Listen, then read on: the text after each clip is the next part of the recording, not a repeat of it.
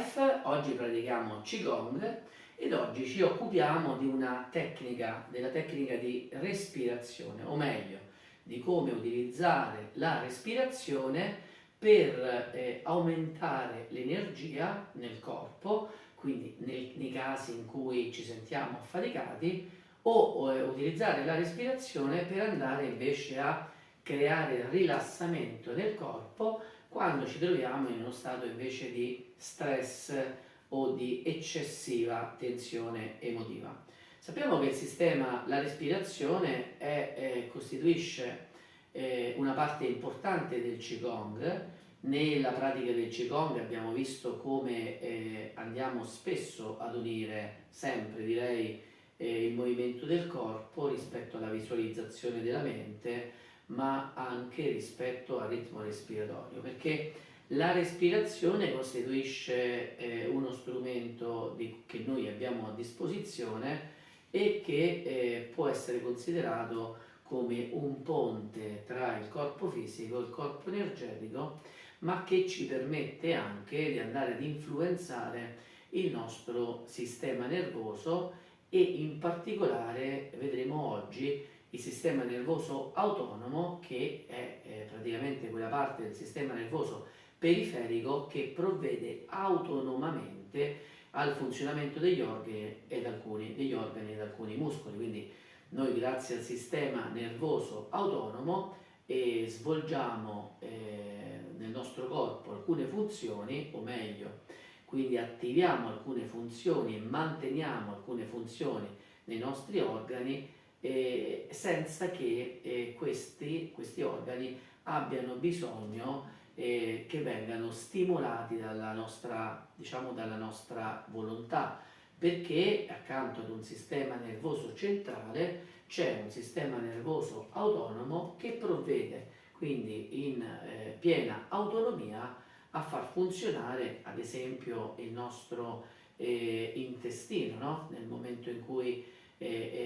andiamo a digerire il cibo, piuttosto che il nostro cuore mantiene in funzionamento quindi i battiti e quindi l'intera circolazione del sangue. È una parte molto molto importante, però ecco, vedremo oggi che la respirazione può andare ad influenzare il sistema nervoso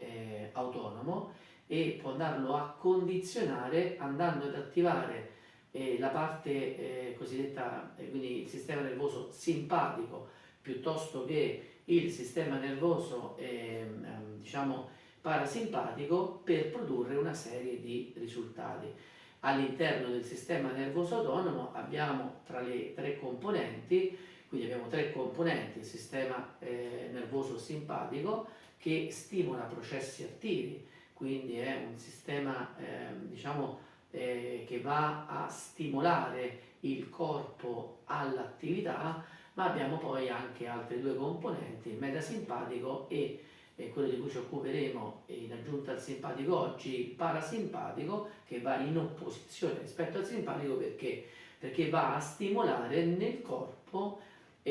processi che tendono al rilassamento ed al relax. Quindi il sistema nervoso autonomo simpatico porta il corpo a reagire, quindi a produrre delle reazioni attive, mentre il sistema nervoso autonomo parasimpatico conduce il corpo ad uno stato di rilassamento. E noi possiamo andare ad influenzare entrambi i sistemi. Questo è molto importante, come attraverso la respirazione. Noi sappiamo che ogni atto respiratorio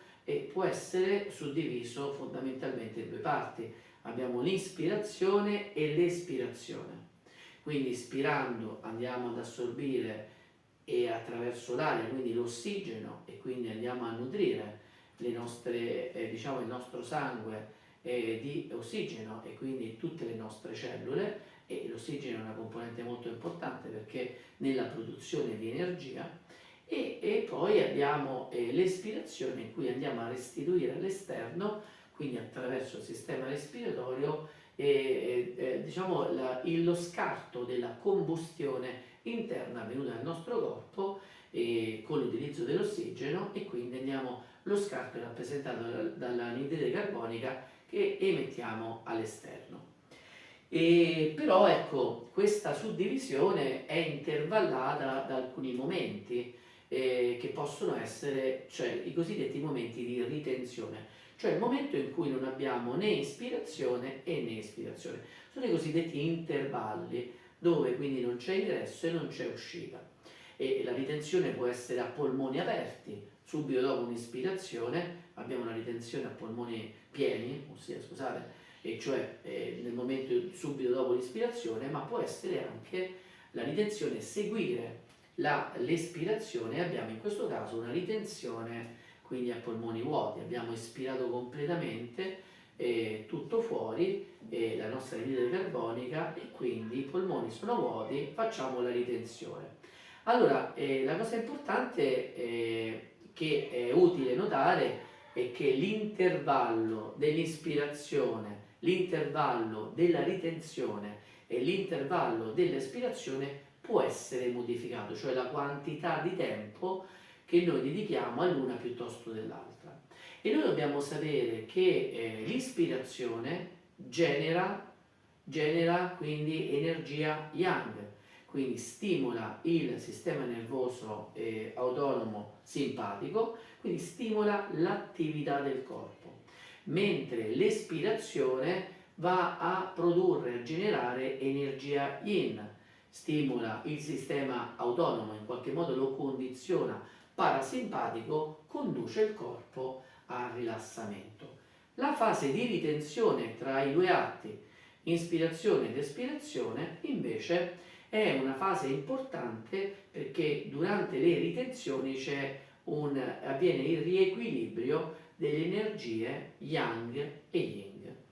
Detto questo, noi possiamo andare ad alternare quindi la durata a vantaggio della ispirazione piuttosto che della espirazione, e mantenendo la durata, e qui andiamo adesso a spiegare la tecnica, di 10 secondi, quella di ritenzione, cioè quella di riequilibrio, possiamo cominciare con ispirare per 5 secondi, poi trattenere l'aria per 10 secondi ed espirare per 15 secondi, quindi per 5 inspiro, 10 trattengo l'aria, 15 espiro. In questo caso l'espirazione è più lunga dell'ispirazione, quindi prevale la generazione di energia yin. Stiamo influenzando il sistema parasimpatico, conducendo il corpo quindi verso lo stato di rilassamento. E questa forma di respirazione che avvantaggia la espirazione rispetto all'ispirazione può essere utile in tutti i casi in cui siamo particolarmente tesi, stressati, presi da uno stato d'ansia, quindi abbiamo la necessità, abbiamo i battiti abbastanza elevati, abbiamo la necessità di andare a calmare il nostro corpo, ridurre i battiti, ridurre la pressione, ma è anche vero che quindi questo aspetto è importante nei casi in cui, come vi dicevo, abbiamo stati emotivi di ansia, di preoccupazione, di stress per equilibrare il corpo, ma non dobbiamo poi abusare,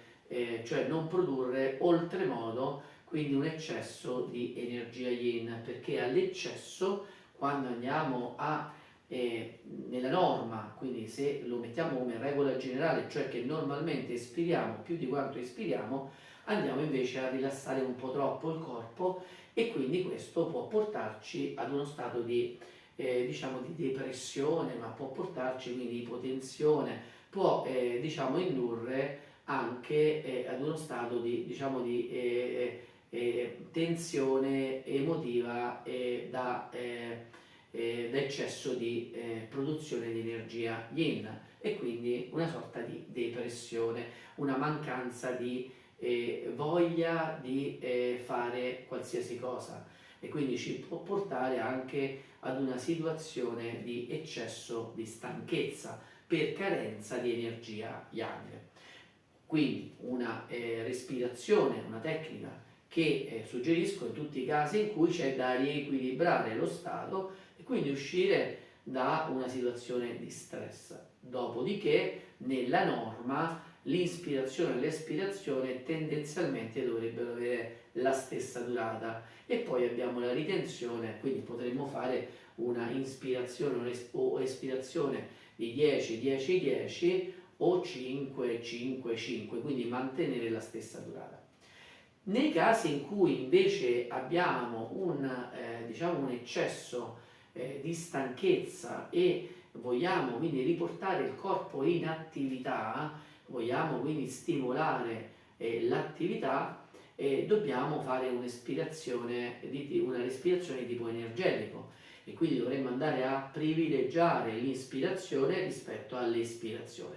e quindi provare per qualche minuto ad ispirare per 15 secondi, trattenere per 10 ed espirare per 5 secondi. In questa situazione è l'ispirazione che prevale sull'espirazione, quindi sto generando energia yang, quindi sto creando un squilibrio di yang perché ne ho carenza. Esco ad esempio da situazioni di eccesso di stanchezza, di carenza di energia, in cui c'è la tendenza a non fare, ho bisogno di un surplus di energia, vado a squilibrare l'atto respiratorio a vantaggio dell'ispirazione sulla espirazione, per cui inspiro 15 secondi, trattengo 10, ritenzione, ed espiro solo per 5 secondi. Però anche in questo caso l'eccesso può portare ad uno squilibrio negativo, quindi è importante utilizzare la tecnica per alcuni minuti fin tanto che non diamo al corpo la possibilità quindi di uscire da questo stato di carenza di energia, andando in questo modo a sviluppare, a stimolare il sistema autonomo simpatico in questo caso, e a creare energia yang. L'eccesso, cioè l'utilizzo prolungato di una respirazione di questo tipo, sproporzionata nell'ispirazione rispetto all'espirazione, non va bene se costantemente noi andiamo ad inspirare più di quanto espiriamo, perché creiamo uno squilibrio a vantaggio dell'energia yang, e questo può portare a delle situazioni di ipertensione,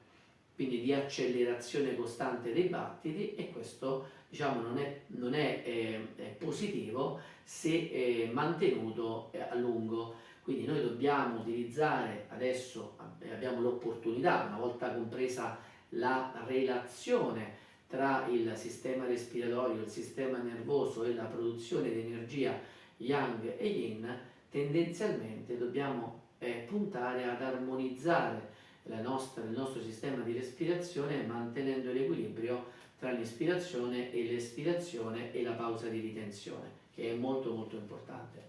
E nei casi in cui il corpo, per una serie di fattori interni e esterni, stati emozionali, dovesse poi andare a diventare squilibrato rispetto ad una situazione yang o yin, abbiamo lo strumento, cioè abbiamo la possibilità di influenzare il nostro sistema nervoso e anche quindi i valori del nostro corpo, perché andiamo a condizionare il valore dei battiti, il valore della pressione, attraverso la modifica della durata dell'ispirazione ed espirazione. Ripetendo, quindi, in una situazione di stress e di tensione emotiva, se ho necessità di andare quindi a ridurre i battiti, ridurre la pressione, calmare quindi il corpo, allora andrò ad inspirare per 15 secondi, trattenere per 10 e inspirare per 5 secondi, trattenere per 10 ed espirare per 15, quindi andrò a far prevalere l'espirazione sull'ispirazione. Nei casi in cui invece diversamente ho una carenza energetica, quindi ho una forza, quindi una debolezza estrema, o una situazione di ipopressione o di battiti particolarmente lenti, e voglio dare uno stimolo al corpo per ricominciare a riprendere l'attività con più slancio, quindi ho necessità di un'extra energia, allora a quel punto andrò a privilegiare l'ispirazione rispetto all'espirazione e andrò a seguire il modello inspirazione 15 secondi, ritenzione 10 ed espirazione 5. Entrambe le tecniche, nell'uno e nell'altro caso, però devono essere limitate, questo è il consiglio, soltanto a quei minuti necessari per riportare in equilibrio il corpo, perché poi la cosa importante, essendo, è quello che vado a dire, essendo l'uomo una combinazione equilibrata di energie yang del cielo e yin della terra, deve tendere sempre ad armonizzare queste energie. Il sistema, diciamo la respirazione, quindi l'atto respiratorio, la durata dell'ispirazione e dell'espirazione e l'ausilio della ritenzione per riequilibrare le energie costituiscono uno strumento importante, quindi che noi abbiamo a disposizione e che in questo video quindi volevo praticamente